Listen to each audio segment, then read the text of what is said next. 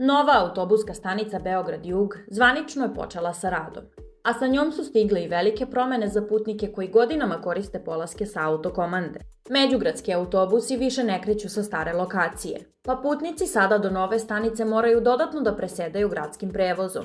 Zbog toga su izmenjene i pojedine linije gradskog prevoza koje povezuju novu stanicu sa ostatkom grada.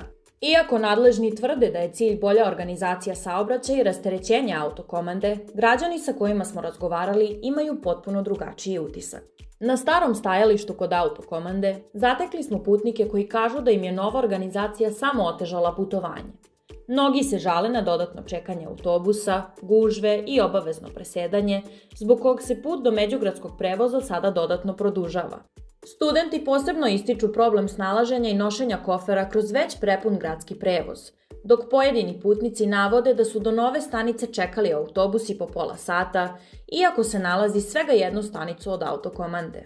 Građani se žale i na samu lokaciju stanice, navodeći neprijatne mirise i lošu povezanost sa ostatkom grada.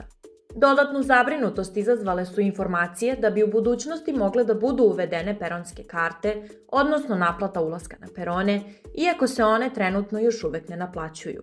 Za mnoge putnike, posebno one koji nisu iz Beograda i tek pokušavaju da se snađu u gradu, nova stanica za sada ne predstavlja olakšanje, već još jednu komplikaciju na putu do autobusa.